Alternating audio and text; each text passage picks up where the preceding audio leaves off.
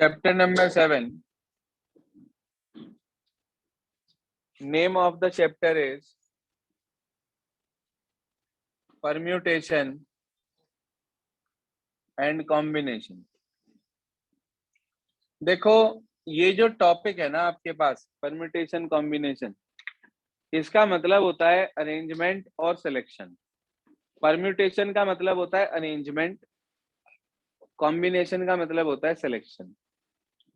इस पूरे चैप्टर में कुल मिला के हमारे पास 4 टॉपिक हैं, 4 ही एक्सरसाइज हैं।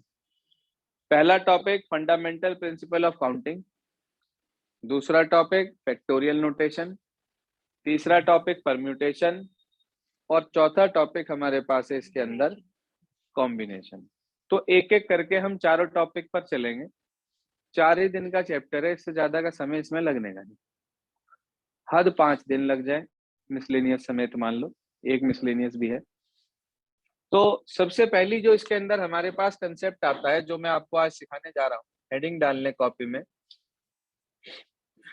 Fundamental principle of counting.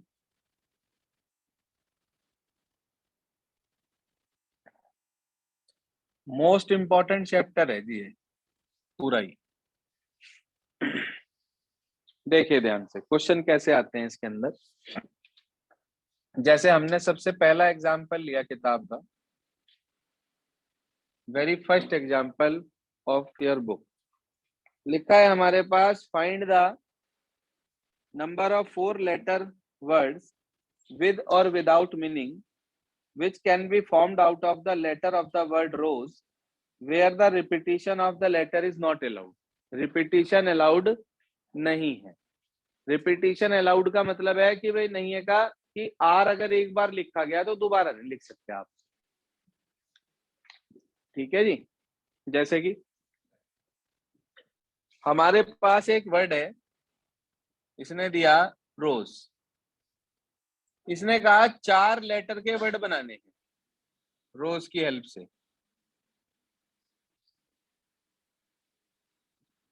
जब आप सबसे पहला प्लेस फिल कर रहे हैं यहाँ पर, तो आपके हाथ में कितने लेटर्स हैं? 4। भाई either you fill R at the first place, O at the first place, S at the first place और E at the first place. तो इसका मतलब ये हुआ कि नंबर ऑफ वेज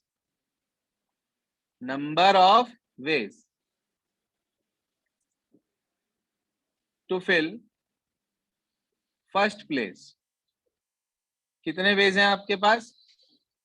4। फिर number of ways to fill second place. अब 4 में से आपने कोई एक यहां लिख दिया, चाहे आपने आर लिखा, चाहे ओ लिखा, चाहे एस लिखा, चाहे ई लिखा, जो मर्जी लिखा, कोई एक आपने यहां पे लिख दिया। जब आपने एक यहां लिख दिया तो अब आपके पास इन हैंड कितने हैं? 3। अगर वो कहता रिपीटिशन अलाउड है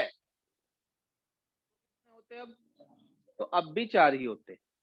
ये वाला पॉइंट समझ में आया? तो उसने कहा रिपीटिशन नॉट अलाउड, तो पहले में 4 थे तो अगले के कितने रह जाएंगे? 3। ऐसे ही number of ways to fill third place, क्योंकि रिपीटिशन अलाउड नहीं है तो कितने? 2। Number of ways to fill fourth place, कितने? 1। अब हम लिखेंगे कि by the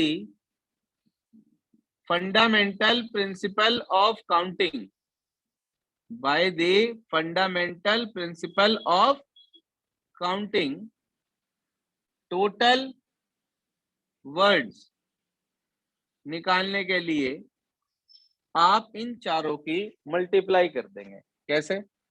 by 4 into 3 into 2 into 1, कितना आ गया? 24। और अगर यही सेम क्वेश्चन में रिपीटिशन अलाउड होता तो आता 4 इंटू 4 इंटू 4 इंटू 4, यानी कि 256। बात समझ में आ गई?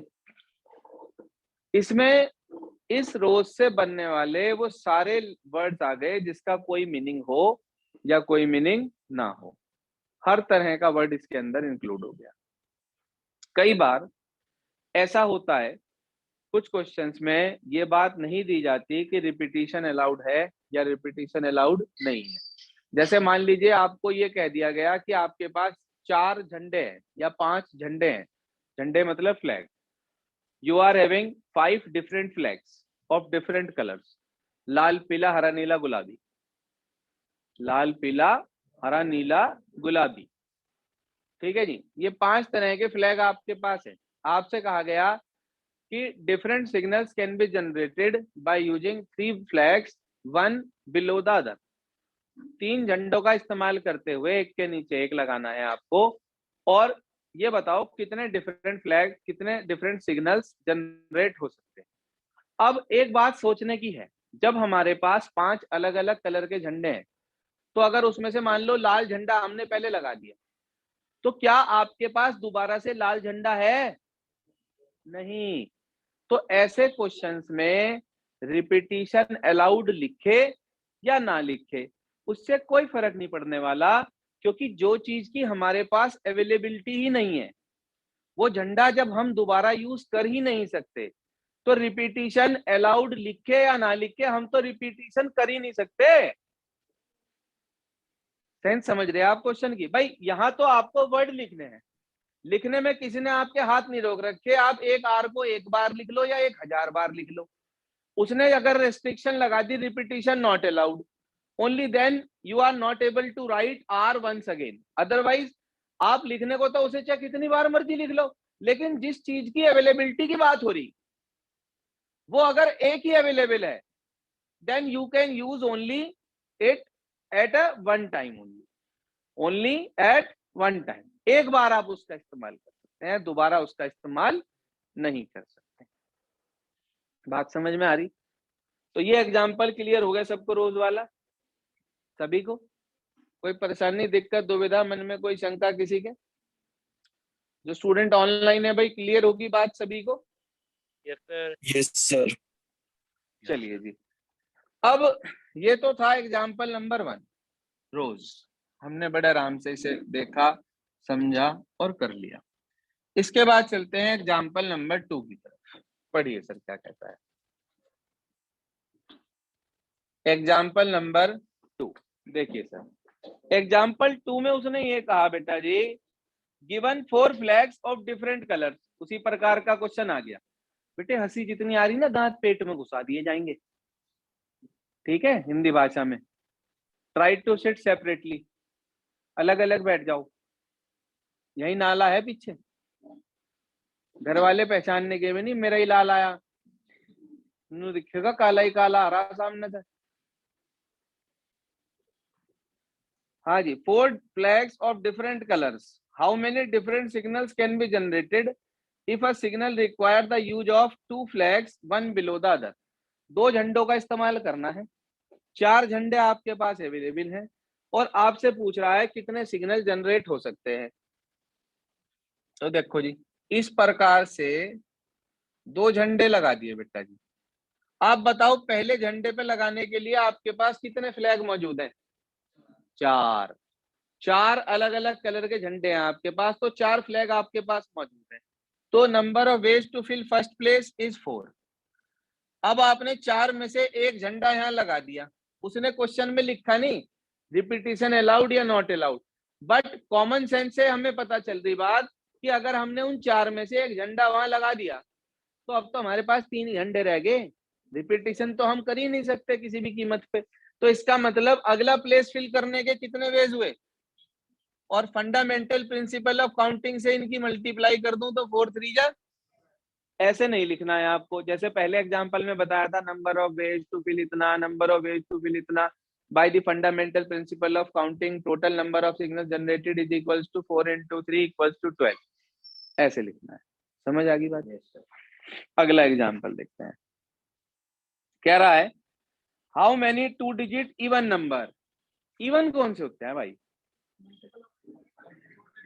जो 2 से डिवाइड हो जाएं, या कह लो जिनकी यूनिट प्लेस पे 0 2 4, 6 या 8 आ जाए, जिनकी यूनिट प्लेस पे, यूनिट प्लेस डिजिट मतलब वंस प्लेस वाली जो सबसे आखिरी वाली होती है, उस पे 0, 2, 4, 6, 8 में से कुछ भी आ जाए तो वो एट वंस इवन नंबर कहलाता है। उसने कहा how many 2 digit even number can be found by using the digits 1, 2, 3, 4 and 5 if the digits can be repeated. Sir repetition allowed है, ध्यान दीजिएगा। एग्जांपल नंबर 3, 2 डिजिट का नंबर बनाना है आपको। हाँ जी, तो इस वंस प्लेस पर इनमें से कौन कौन से नंबर आ सकते हैं आपके हिसाब से? या तो 2 या 4। तो how many numbers you are having to fill this place? Only 2 digits, either 2 और 4। दो तरह के नंबर का यूज कर सकते हैं। तो number of ways to fill ones place वो तो हुआ 2। आपने इन दो में से एक डिजिट यहां लिख दी। अब कितनी डिजिट है आपके पास 5 में से? 4। गधे हो ना आप? एक है और बड़े गधे हो बाप। सर उसने क्वेश्चन में ये कहा था रिपीटिशन अलाउड, तो पांचों की पांचों है आपके पास। अरे भाई 2 और 4 में से कोई एक यहाँ लिख दी। जो एक यहाँ लिख दिया आपने, चाहे वो 2 हो या 4 हो, उसे यहाँ फिर भी यूज कर सकते हैं, और बाकी बची हुई सारी भी तो यहाँ यूज कर सकते हैं। अरे इवन नंबर इसी प्लेस से ही तो डिसाइड होता है, यहाँ से थोड़ी ना डिसाइड होता है भाई।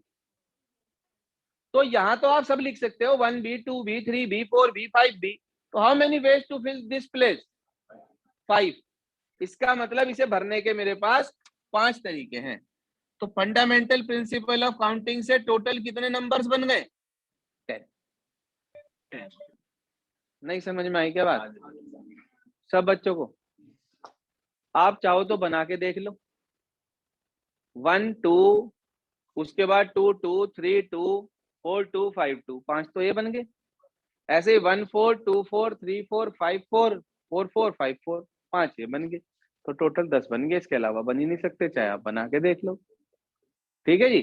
तो फंडामेंटल प्रिंसिपल ऑफ काउंटिंग, हमें बिना नंबर्स हमने क्रिएट करे बिना, उसे बनाए बिना, आप डायरेक्ट बता सकते हैं कि टोटल कितने नंबर्स वहां पर जनरेट होंगे। बात समझ में आई कुछ थोड़ी बहुत? क्लियर है सबको? अगला एग्जाम्पल। हाँ जी, एग्जाम्पल नंबर नेक्स्ट। थ्योरी लिखनी है आपको, बिना थ्योरी के कोई बच्चा डायरेक्ट नहीं करेगा क्वेश्चन।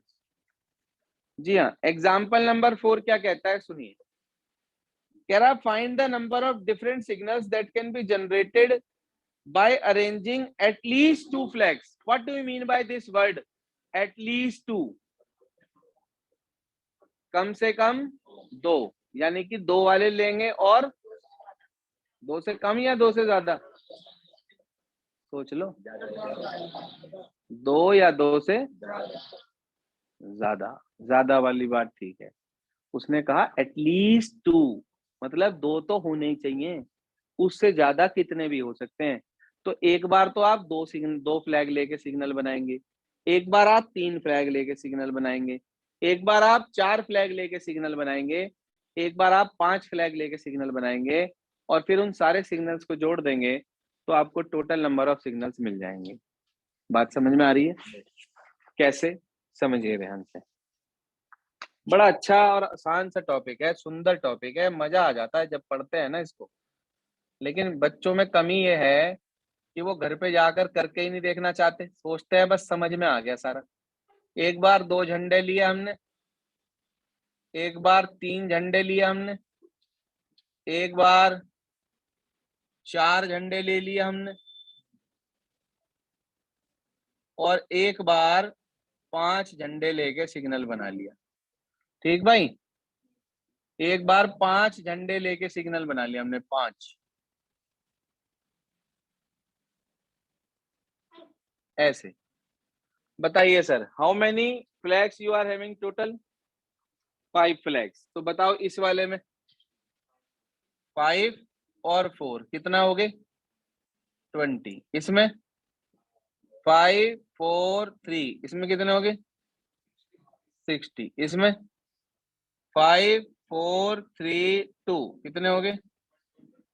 इसमें कितने हो गए?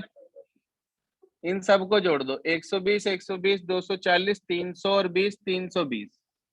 Total 320 signals can be generated by using at least 2 flags out of these 5 different types of flags. Answer check करिए प्लीज, क्या दिया है? सिस्टम क्लियर हो गया काम करने का? भारी काम तो नहीं है, कर सकते हैं सब बच्चे. तो आज आपको करना क्या है वो नोट करें पहले अपने पास. Today you all have to do exercise 7.1 with examples.